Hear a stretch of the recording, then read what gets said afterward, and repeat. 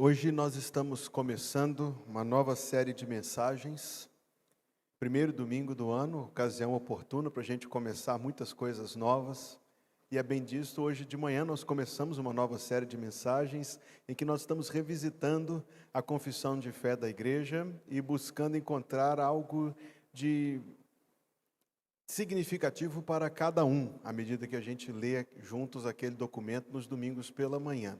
Mas nos domingos à noite, o nosso desejo nestes meses de 2025 é conhecer melhor o livro de Gênesis. A razão por que escolhemos este livro é porque muitas das questões do nosso tempo encontram a sua resposta da parte de Deus em Gênesis. Outra razão é porque não existem verdades debaixo de mais intenso ataque do que as verdades que Gênesis, principalmente os primeiros capítulos, as verdades que Gênesis declara, as verdades que Gênesis apresenta. Então, se existe algo em que o cristão precisa estar versado, claro que toda a Escritura, mas esta Escritura em particular, onde nós encontramos tanto e principalmente respostas tão vivas de Deus para as questões do nosso tempo, para os dilemas, para as confusões do nosso tempo, a palavra de Deus traz a resposta. Louvado seja o nome do Senhor. Então, se você está nos visitando esta noite, além de reiterar a palavra de boas-vindas, você escolheu um excelente domingo para nos visitar. Tem alguns, talvez, nos visitando pela primeira vez. Você vai começar a participar do começo e o convite é que continue essa caminhada conosco, conhecendo a boa palavra de Deus. Então, o texto já foi anunciado. Livro de Gênesis, capítulo 1. E eu convido a congregação a se colocar em pé. A nossa leitura hoje vai até o capítulo 2, versículo 4.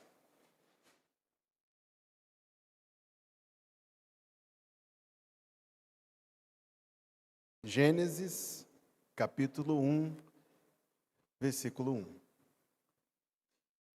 No princípio, criou Deus os céus e a terra. E a terra era sem forma e vazia, e havia trevas sobre a face do abismo, e o Espírito de Deus se movia sobre a face das águas. E disse Deus: haja luz, e houve luz. E viu Deus que era boa a luz, e fez Deus separação entre a luz e as trevas. E Deus chamou a luz dia e as trevas noite, e foi a tarde e a manhã o dia primeiro. E disse Deus: haja uma expansão no meio das águas, e haja separação entre águas e águas. E fez Deus a expansão, e fez separação entre as águas que estavam debaixo da expansão e as águas que estavam sobre a expansão, e assim foi. E chamou Deus a expansão céus, e foi a tarde e a manhã o dia segundo. E disse Deus: ajuntem-se as águas debaixo dos céus num lugar, e apareça a porção seca. E assim foi.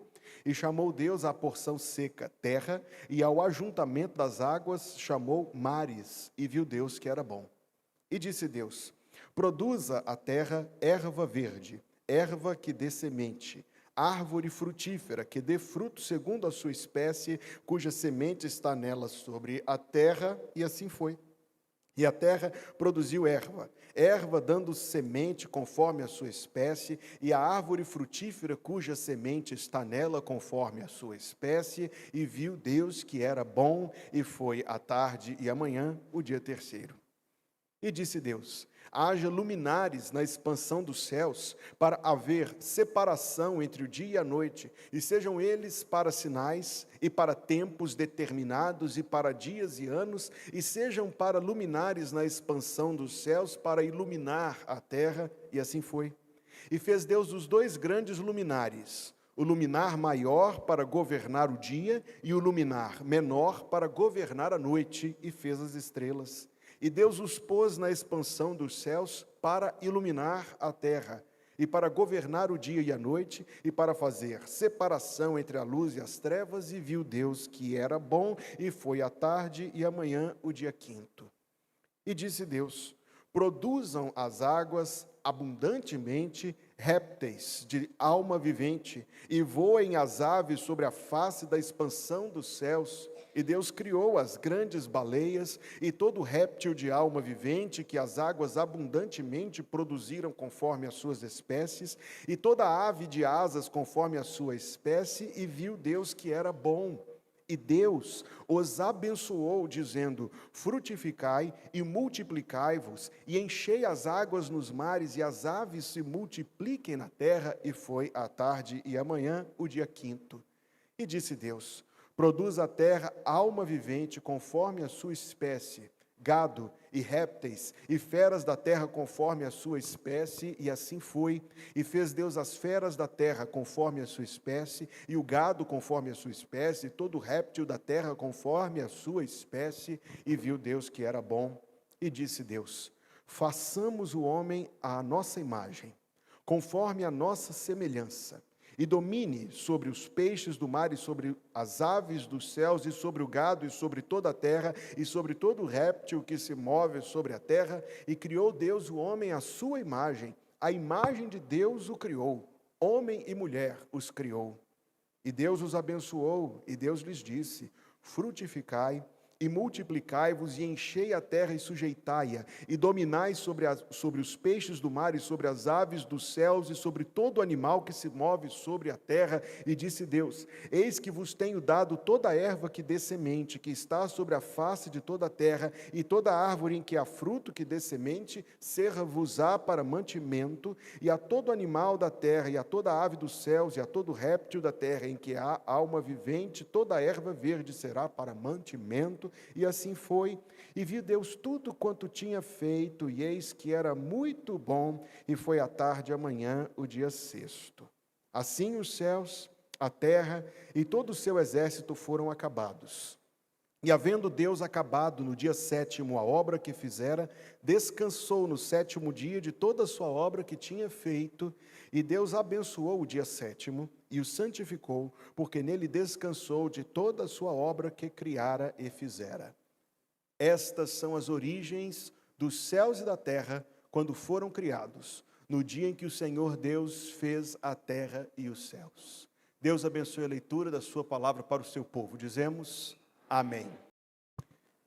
Você já parou para pensar em quantas coisas você aceita, afirma e usa sem entender perfeitamente bem? Você já parou para pensar em quantas coisas você aceita, afirma e usa sem entender perfeitamente bem? Eu não entendo praticamente nada de aerodinâmica, mas eu entro num avião e durmo. Eu não entendo praticamente nada de mecânica, mas eu entro no carro, dou a partida e vou para onde eu quero ir. Eu não entendo praticamente nada de elétrica, vergonhosamente inclusive, praticamente nada. Mas eu não vou esperar aprender sobre elétrica para me aliviar do calor no ar-condicionado, ou para usar o conforto desse ambiente aqui. Veja quanto nós estamos usando de elétrica. Então existem alguns sábios aí entre vocês que entendem muito de elétrica e que saberiam explicar rapidamente, eloquentemente, todos os detalhes que eu desconheço. Eu imagino que é uma boa parte, como eu, não entende. E nós estamos todos usando e ainda explicamos assim, como se fôssemos peritos no assunto. Se alguém nos pergunta, criança diz: não, é assim que usa. Então existe um monte de coisa que a gente aceita, que a gente afirma e que a gente usa sem entender direito. Sobre isso, uma vez eu li um livro, e nesse livro o autor, muito inteligente por sinal, usou de algumas palavras muito irônicas. Existe uma ironia muito fina na forma como ele escreveu, e eu adaptei as palavras dele para a minha primeira pessoa, e eu queria que você ouvisse, mas repito, existe uma ironia muito fina no que ele está escrevendo aqui. Então ouça: submetendo-me em cega credulidade, como de costume, à mera autoridade e à tradição dos antigos, supersticiosamente engolindo uma história que eu não posso verificar por experiência ou discernimento pessoal. Acompanhou aqui? Estou de todo convicto que nasci no dia 13 de fevereiro de 1991. Eu não consigo verificar isso. É impossível eu tirar a prova que eu nasci, porque eu não nasci no dia 12 ou no dia 14. Diz mais, eu trouxe aqui um pedaço de papel antiquíssimo. Está vendo aqui? Isso é um pedaço de papel emitido por um cartório lá em Belo Horizonte que diz que é verdade. E alguém ainda teve a coragem de assinar e carimbar, dizendo que eu nasci no dia 13 de fevereiro de 1991. Será que alguém já falsificou um documento desse aqui, um único em toda a história? Então entenda as palavras. Submetendo-me em cega credulidade à autoridade e tradição dos antigos, e engolindo supersticiosamente uma história que eu não posso conferir por experiência ou discernimento pessoal, eu acredito, afirmo e preencho um monte de documentos simplesmente porque me disseram, e simplesmente porque tem um papel aqui datilografado, por sinal, dizendo que foi nesse dia que eu nasci em tal lugar, lá no Hospital São Lucas, na Avenida Brasil, em Belo Horizonte.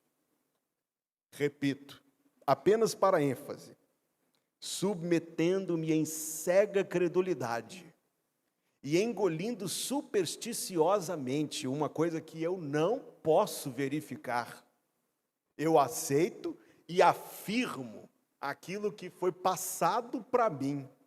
O autor deste genial parágrafo, o homem chamado G.K. Chesterton, deu a este capítulo o título Testemunho do que eu ouvi dizer. Existem muitas coisas que a gente não entende, e existe um monte de outras coisas que a gente não somente não entende, como a gente não consegue verificar. Está aquém, você tem aí em mente, enquanto eu falava, a sua própria data de nascimento. Você consegue provar por A mais B, por evidência lógica, por prova concreta, por testemunho de que nasceu naquele dia? Absolutamente. O autor foi irônico, mas direto ao ponto. A gente engole supersticiosamente e afirma uma coisa porque aqueles que vieram antes de nós assim passaram para nós. Eis o link entre Gênesis e nós. Existem coisas que são impossíveis de a gente conferir com os nossos próprios olhos.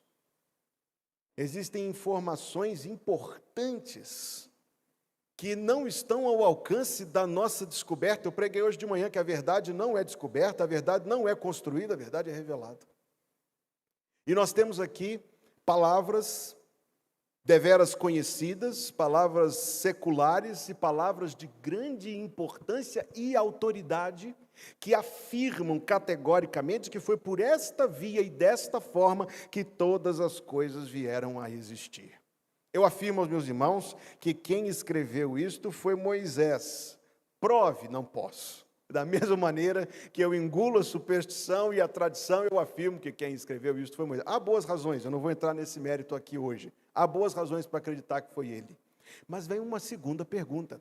Uma vez que Moisés veio a nascer alguns milhares de anos depois do dilúvio, que é o outro episódio marcante desse livro, como foi que Moisés ficou sabendo destas coisas? Há duas respostas.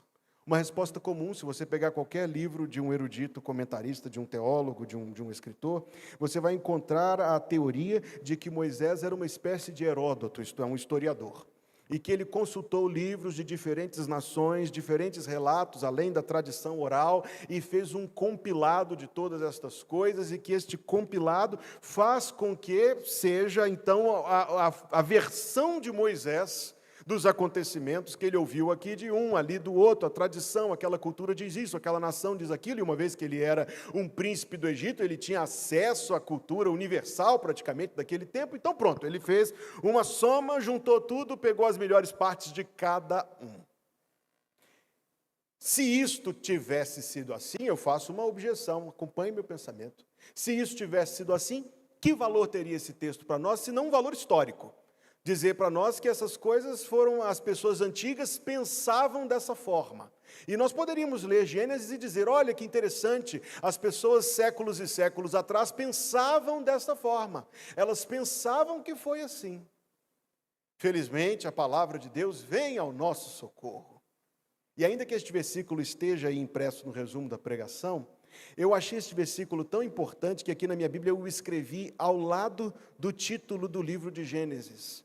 E o versículo é Atos, capítulo 7, versículo 38. Nós temos ali o relato de um homem chamado Estevão, porém Estevão falando, como diz o texto, cheio do Espírito Santo. E Estevão tem algo a dizer. Ele diz, Moisés esteve com o anjo que ele falava no Monte Sinai, o qual lhe deu as palavras de vida, o qual Moisés recebeu do anjo, as palavras de vida para nos dar.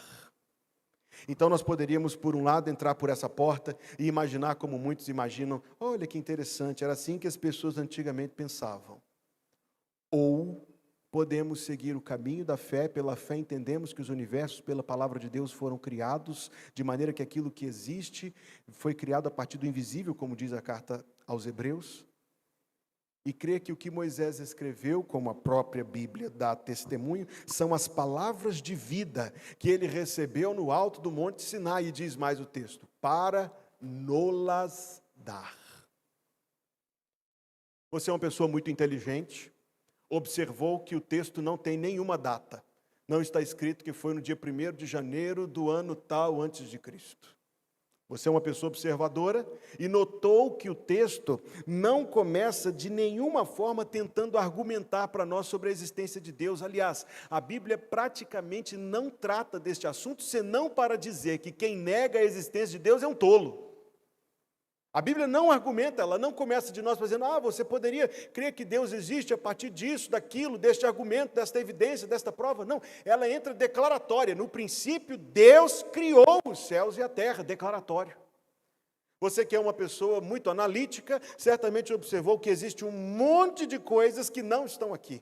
E um monte de perguntas que os homens têm feito ao longo dos séculos, e hoje elas têm se multiplicado fervilhantemente, que a Bíblia não trata. Ora, será que Deus não sabia que as pessoas iriam fazer essas perguntas? Será que Deus não sabia? Ou será que o sábio Deus, a sua sabedoria, aprove revelar-nos aquilo que nós precisamos saber, palavras de vida? Note que o texto de Atos que eu citei, e eu me prendo a esse texto, diz que Moisés recebeu do anjo no alto monte palavras de vida.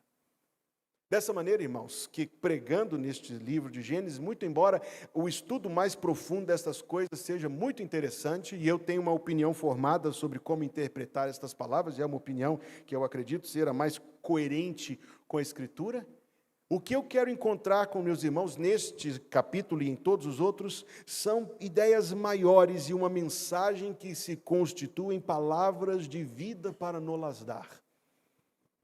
Como eu disse, não tem data, não tem argumentos em favor da existência de Deus, não tem a resposta que Deus poderia ter dado para milhares de perguntas que as pessoas têm feito e hoje fazem ainda, porque este texto, guarde isto agora, você vai querer anotar isso no canto da sua Bíblia, este texto é mais sobre o Criador do que sobre a criação.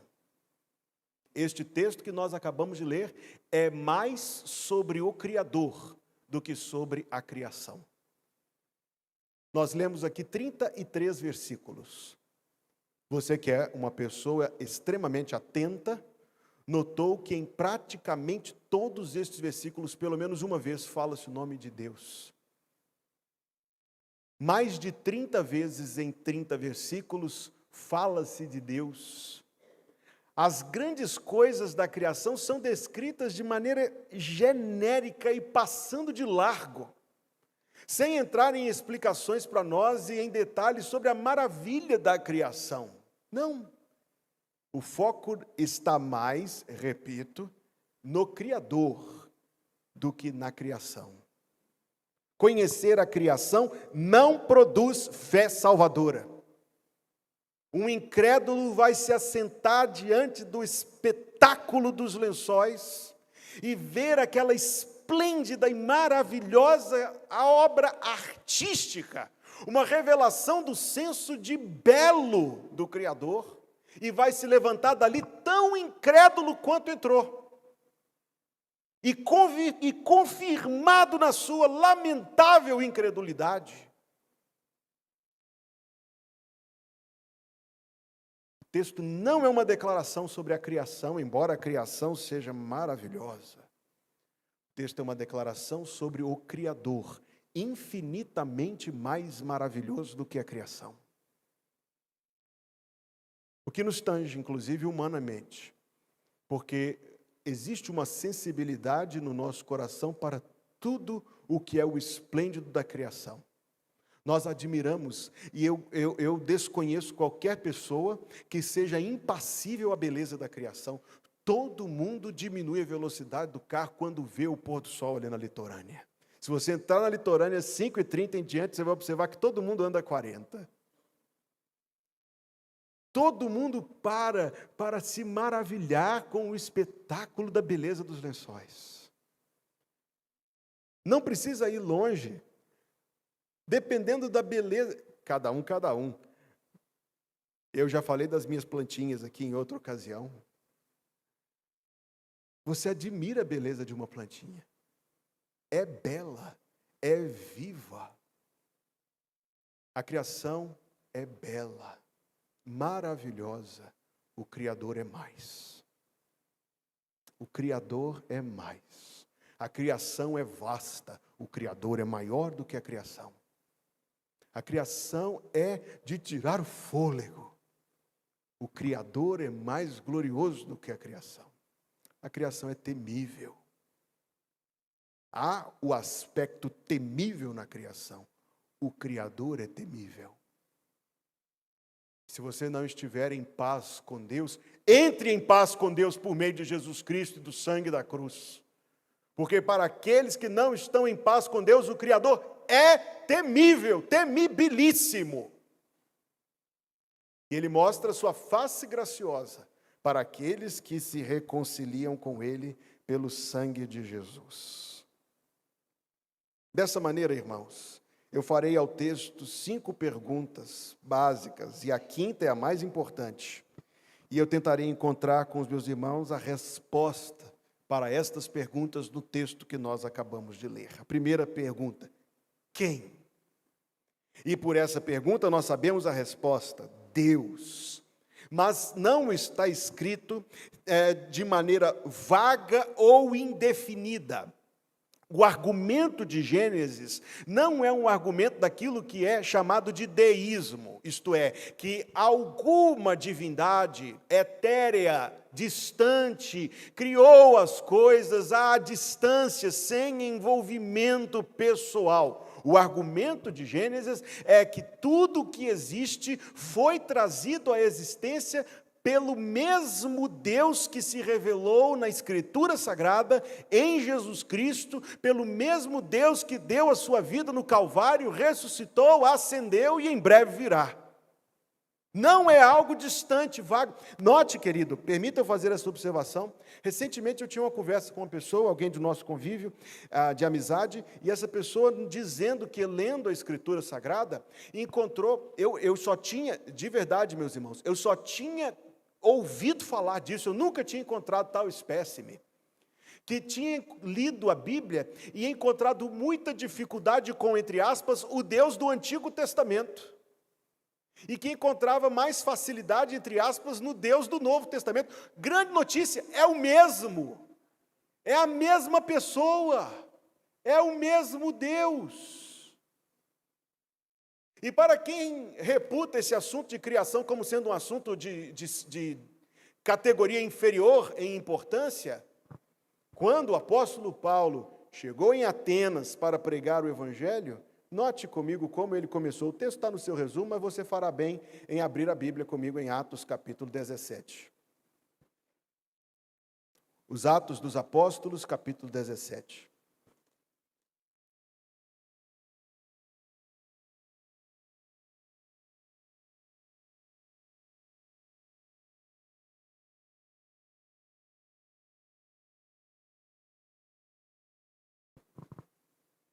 Versículo 24.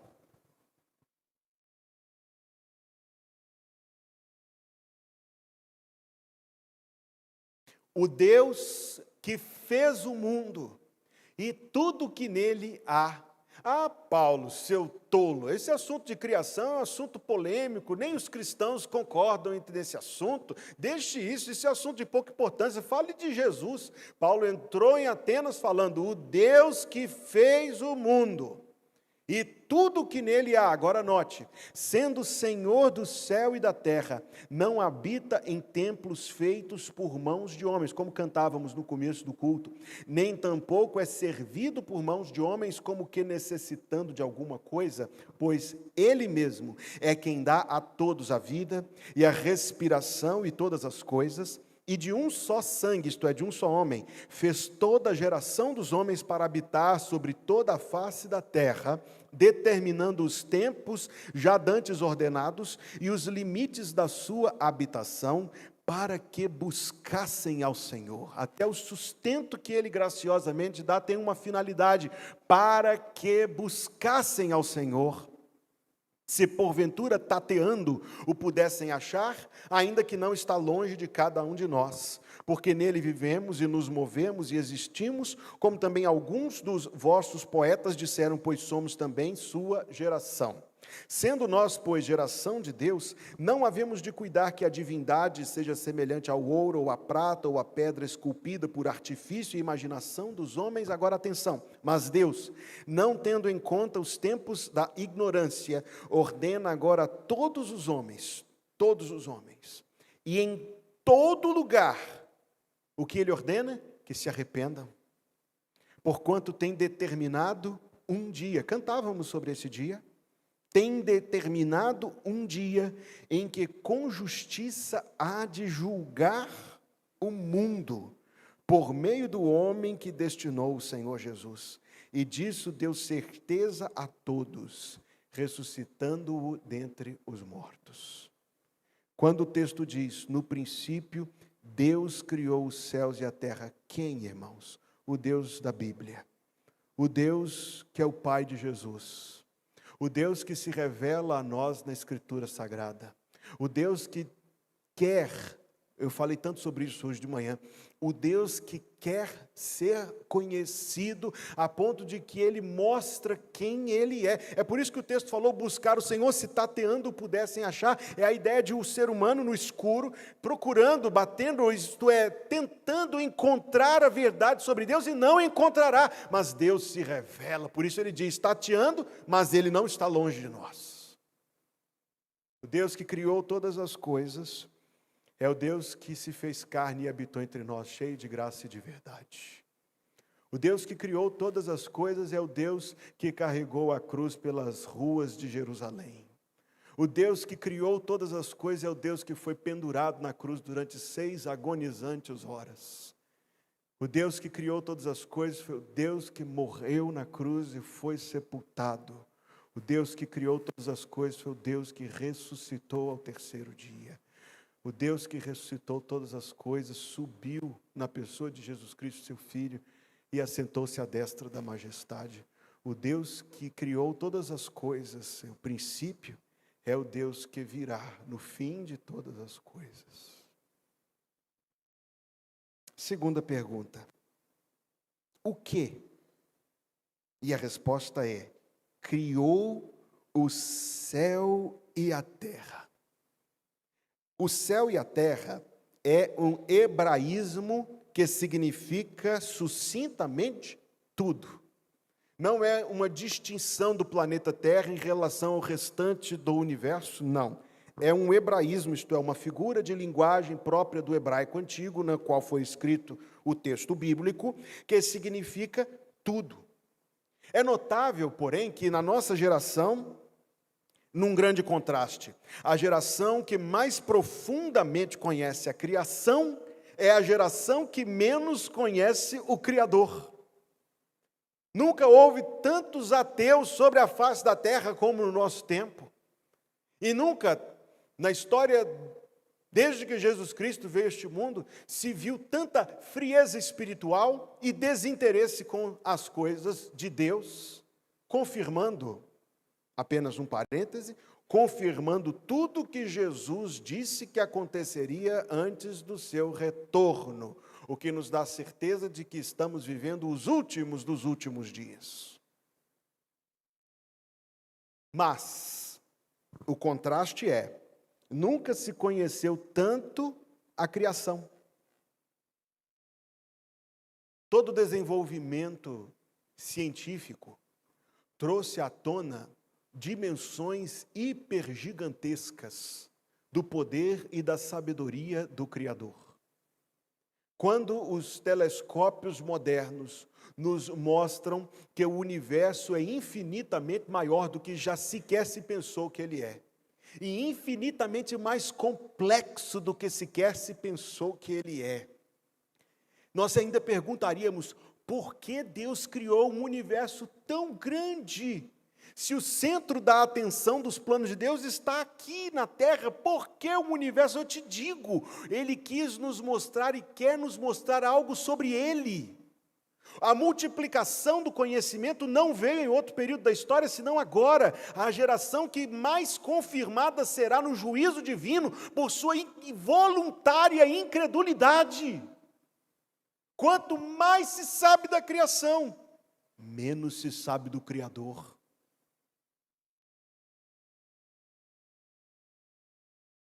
Para criar esta infinitude, do ponto de vista humano é infinito, eu sei que não é, mas do ponto de vista humano é. Para criar algo tão grande e tão glorioso, quão poderoso é esse Deus? Quão poderoso Ele é?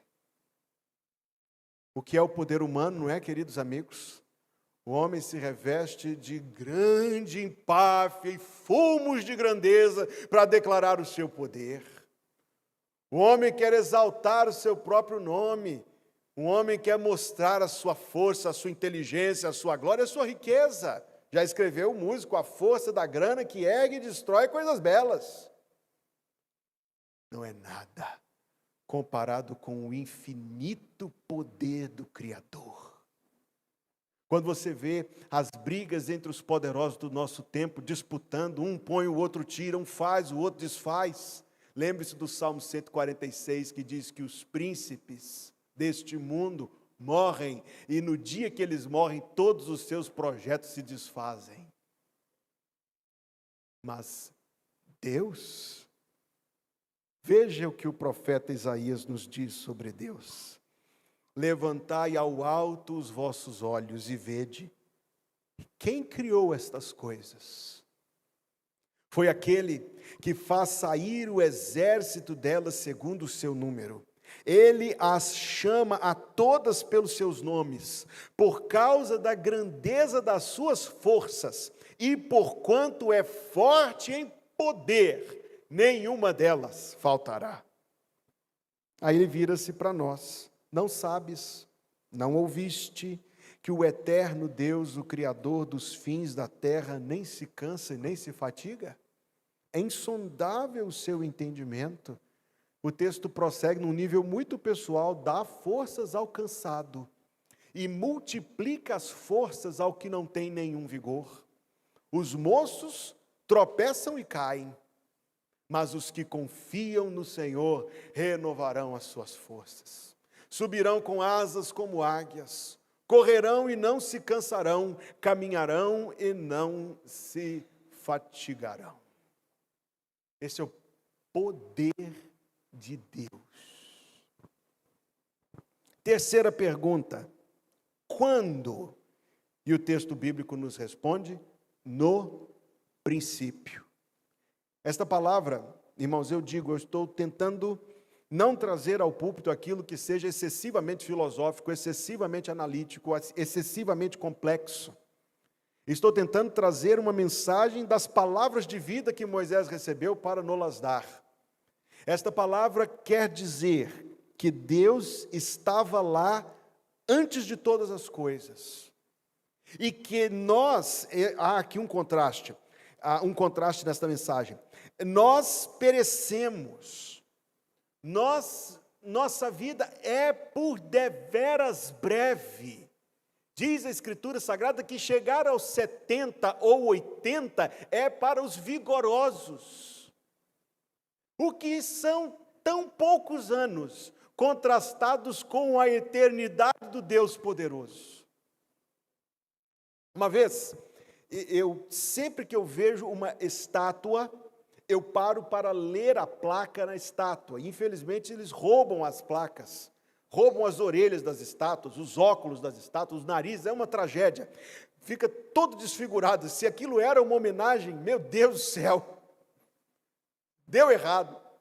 Mas por vezes eu gosto de parar nas estátuas e ler de quem é aquela estátua, quem mandou fazer, quando e por quê.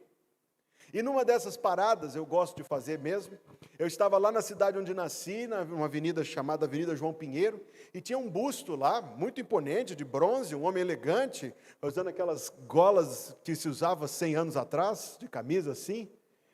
Então eu fui ler e deparei com um texto, irmão querido, tão pomposo que me chamou a atenção.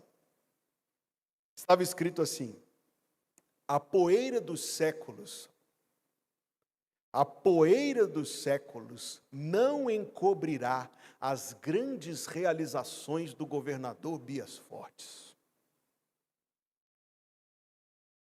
A página da Wikipédia do governador Bias Fortes tem mais ou menos 3 parágrafos. A poeira dos séculos encobre a todos nós. Dos séculos? Quiçá das décadas.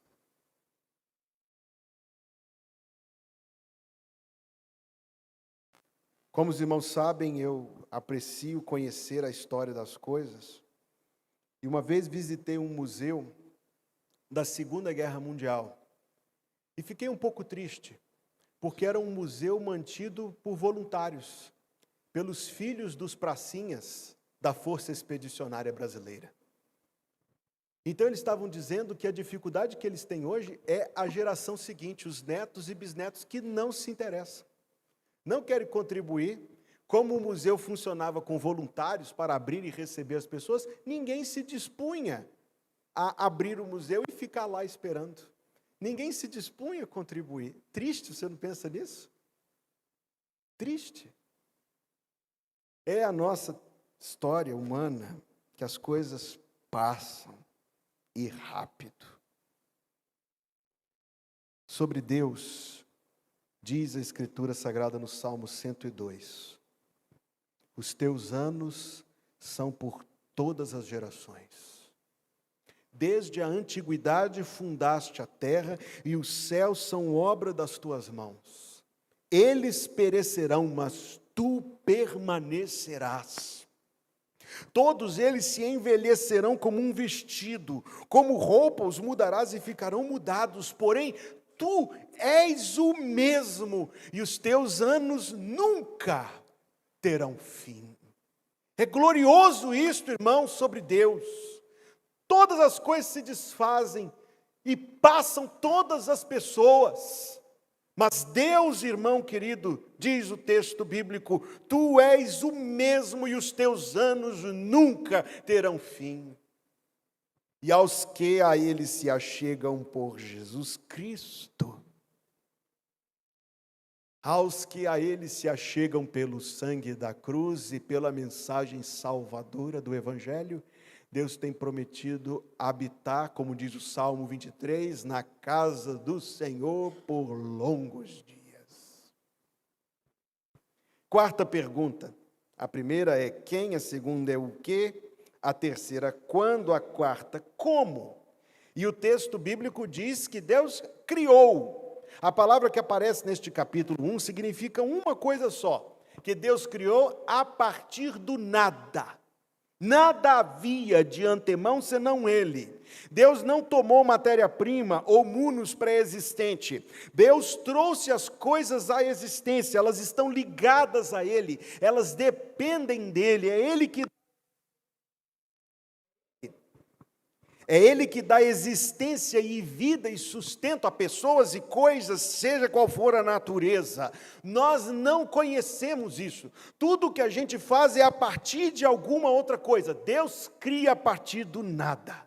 Isso o coloca soberanamente acima de todas as coisas que Ele criou. E a verdade da doutrina da criação, meu irmão, não é apenas um adereço, não é apenas um ornamento daquilo que a Bíblia ensina. A doutrina da criação tem implicações tremendas, pois se Deus criou todas as coisas dependem dEle, na contramão do sonho humano de autonomia. e Deus criou todas as coisas, e todas as coisas existem pela boa vontade dEle, todas as coisas existem debaixo da autoridade dEle, todas as coisas e todas as pessoas a Ele responderão. Entende agora por que os homens detestam a doutrina da criação? Entende? Porque ninguém tem maior autoridade sobre o homem do que o Criador. Mas o homem não quer. O homem não quer. Entende por que o mundo detesta a doutrina da criação? A beleza do poder do Criador revelou-se naquela cena nos evangelhos em que Jesus Cristo estava no barco com seus discípulos. Levantou-se uma terrível tempestade. Aqueles homens experientes, você está vendo The Chosen aí na sua cabeça, né, bonito? Aqueles homens experientes, conhecedores do mar e das águas, temeram profundamente. Mas quando o Criador, que se fez carne, levantou-se e disse: aquietai-vos. Não é tremendo isto? O vento parou, o mar se acalmou. E os discípulos se perguntavam: quem é este? Quem é este que até o vento e o mar lhe obedecem? Ele é o Criador de todas as coisas. A quinta e mais importante pergunta: quem, o que, quando, como? Mas a pergunta mais importante é: por quê? As primeiras 4 são informações muito óbvias, embora nos dão noções da grandeza de Deus. A grande pergunta que repercute nossa existência, aquela que tange diretamente as questões do nosso dia a dia é: por quê? Por que Deus trouxe todas as coisas à existência, ou especificamente algumas pessoas? Ou especificamente algumas criaturas ou situações? Não é assim que gostaríamos que Deus nos explicasse? Felizmente para nós, uma vez que nossos cérebros não são capazes de conter o conhecimento do onisciente, Deus não nos revela os porquês específicos, pertencem a Ele. Mas Deus nos revela algumas coisas na sua palavra, quando nos diz em Provérbios capítulo 16, versículo 4, o Senhor fez todas as coisas para atender aos seus próprios desígnios. Quer dizer que Deus, antes de criar todas as coisas, sabia. Não, ele não tinha uma noção, ou uma vaga ideia, ou a imagem de que tais coisas eram possíveis acontecer. Não é assim que Deus se revela na sua palavra. Na palavra está revelado que Deus sabe de todas as coisas, inclusive as coisas que nos fazem chorar, inclusive a cruz de Jesus Cristo, inclusive os nossos pecados, inclusive toda a tristeza espalhada pela face do mundo por causa do pecado. Mas Deus sabe não somente isto, mas sabe também o que Ele vai fazer no fim de todas as coisas. Este é o ponto. Nós avaliamos as coisas por nosso ponto de vista tão limitado, tão finito. Nós tentamos testar as coisas por nossa capacidade. É uma tolice tremenda. O Criador, desde a eternidade, conhecendo o caminho de cada um de nós individualmente e com amor pessoal, como a Escritura Sagrada revela. Conhecendo não somente isto, mas também o que vem depois, avaliou na sua sabedoria e decidiu que criar este universo era bom. Então eu posso não entender muitas coisas, há inúmeras. Não estou falando agora de mecânica da criação, não, estou falando de coisas da vida, dos dilemas e das dores da vida. Existe um monte de coisas que eu não entendo. Mas uma coisa eu sei: antes de criar todas as coisas, Deus sabia destas coisas e sabia de outras que eu não sei, e fez uma avaliação de tudo isso e viu que o resultado final era bom. Porque sofremos hoje.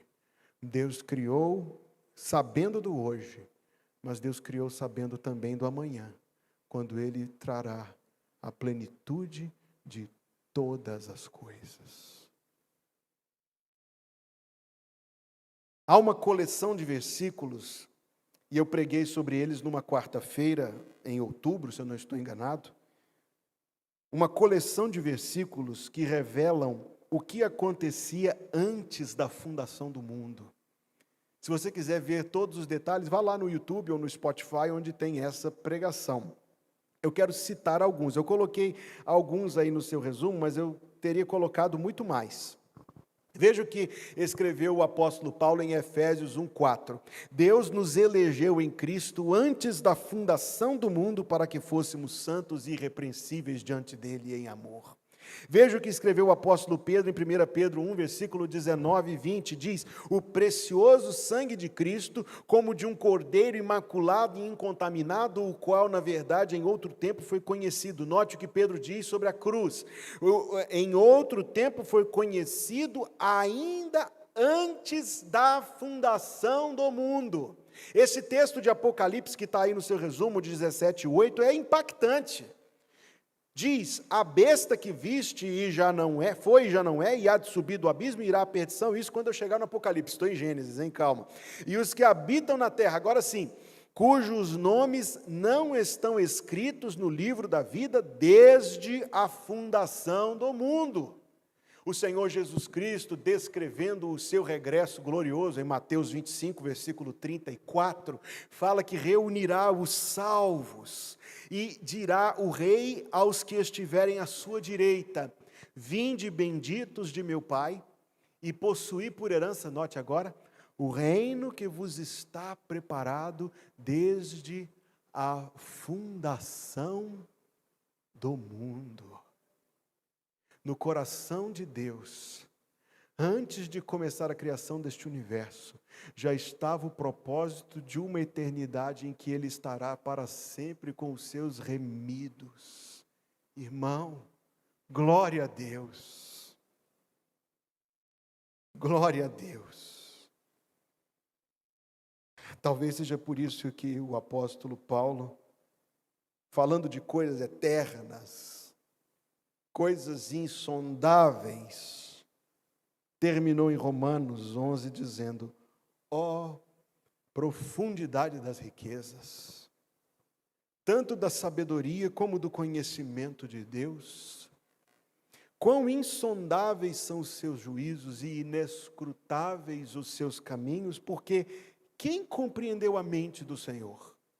Ou quem foi o seu conselheiro? Ou quem primeiro lhe deu a ele para que lhe seja recompensado? Respostas: ninguém. Porque dele, por ele e para ele são todas as coisas. Glória, pois, a ele eternamente. Amém. Algumas coisas para pensarmos. Deus é grande. Deus é grande. Se nós o imaginamos pequeno, enfraquecido ou incapaz ou ignorante, é por um erro nosso. Deus é grande. Ele é o Criador do céu e da terra. Em segundo lugar, Deus é digno. Digno de admiração. Digno de louvor, de respeito, de reverência, de gratidão, de amor, de devoção, de serviço, de adoração, de confiança. Deus é digno. Em terceiro lugar, Deus é eterno. Nós não, mas Deus é eterno. Capaz, portanto, de sustentar os seus propósitos do princípio ao fim. Deus é sábio, dispôs todas as coisas com uma sabedoria a respeito da qual ele disse: quem compreendeu a mente do Senhor? Eu não posso, eu sou um tolo. Como eu posso compreender a mente do sábio? Por fim, Deus é gracioso. E é tremendo descobrir que esse imenso Deus, o que sou eu para Ele? O que valho eu para Ele? Ele poderia me reputar como nada. E daí? A minha vida é tão breve que não faz diferença nenhuma. Eu não tenho nada para oferecer para Ele que não seja dele, porque Ele criou. Quem sou eu perante Deus? Em mim mesmo? Nada. Mas Deus amou o mundo de tal maneira que deu seu Filho unigênito, para que todo aquele que nele crê não pereça, mas tenha a vida eterna. Ele se importa por amor, louvado seja o seu santo nome. Ele ouve orações por amor. Ele fala ao coração humano por sua palavra por amor. Ele sustenta as nossas vidas por amor. Ele nos protege de males. Ele nos dá um Salvador por amor. Ele nos dá uma Bíblia por amor. Ele nos dá o Espírito, nosso Consolador, por amor. Por amor. Tão somente por causa do amor. Deus é gracioso. No fim de todas as coisas, e deixadas todas as coisas, cada um de nós comparecerá perante a face de Deus.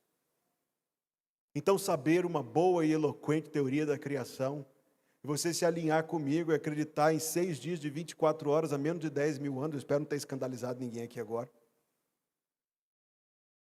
Boa teoria, conhecimento teórico não salva.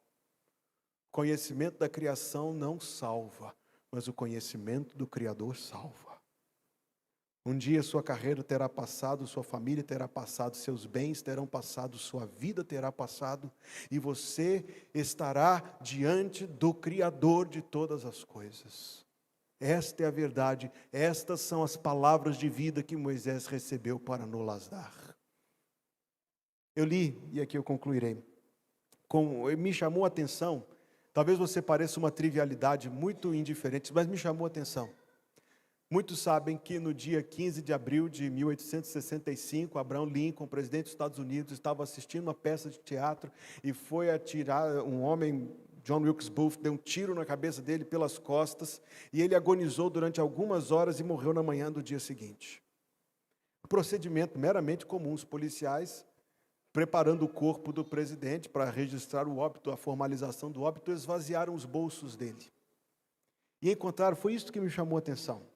Foi isso que me chamou a atenção. Nos bolsos dele estavam um recorte de jornal que naquele dia de manhã ele tinha achado interessante, recortou e guardou para ler depois. Um canivete pequenino que era o seu objeto de estimação desde a infância, um pequeno canivete de cabo de madeira. Um lenço, $5, e um óculos que ele tinha amarrado com arame, tão modesto era o homem. Um óculos amarrado com arame. Presidente dos Estados Unidos. Tinha acabado de conquistar uma vitória numa guerra terrível de quase 5 anos. Tinha planos para o dia seguinte. Foi morto de uma maneira tão violenta e bruta. Mas não estou pensando na pessoa. O que me chamou a atenção foi a simplicidade das coisas que estavam no seu bolso. Aí alguém poderia querer discorrer sobre a modéstia dele. Mas eu enxergo isso como um símbolo, meus queridos irmãos, de que todas as coisas que nós temos passam e nós de tudo nos despedimos. Não é verdade? E um dia compareceremos perante a face do Criador de todas as coisas. Ah, Deus, alguém dirá, eu fui tão importante, eu construí uma carreira, uma empresa. Ah, Deus, eu lutei tanto para poder quitar a prestação de uma casa. Ah, Deus, eu passei tanto aperto nessa vida, dirá o outro. Ah, eu fui doente a vida toda. O outro dirá, eu fui só a vida toda. E o outro dirá, eu venci as dificuldades. Não, não, não, não. Uma coisa somente. Uma coisa somente. Você crê em Jesus Cristo como seu Salvador. Esta é a única coisa que vai importar quando você comparecer diante da face do Criador. Você crê em Jesus Cristo como seu Salvador? Esta é a única coisa que importa. É a única. Você crê em Jesus Cristo como seu Salvador? Diz a Bíblia Sagrada: crê no Senhor Jesus Cristo e serás salvo. Vamos orar.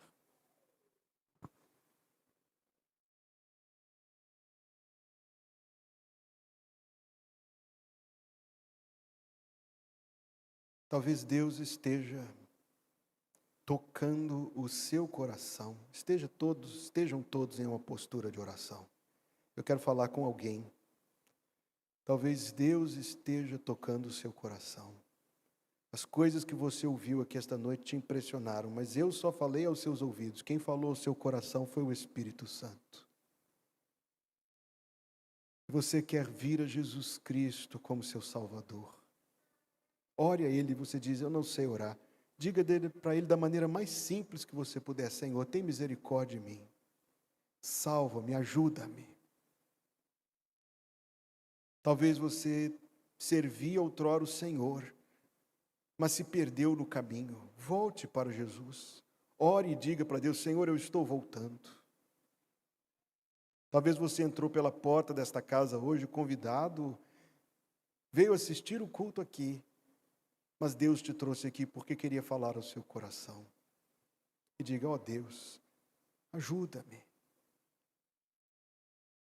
Talvez Deus está tocando o coração de alguém que ainda não foi batizado a ser batizado. Diga para o Senhor, Deus, eu não vou mais adiar, eu serei batizado. Talvez Deus está tocando o coração de alguém a se unir a esta igreja. Diga, Senhor, eu não vou adiar, eu farei isto. E eu vou orar pela sua vida e por todos, mas eu gostaria de me colocar à sua disposição. Procure-nos, para que a gente possa orar com você, por você. Você tem dúvidas, a igreja está à sua disposição para te ajudar. Você gostaria de entender melhor a mensagem da Bíblia, a igreja está à sua disposição para te ajudar.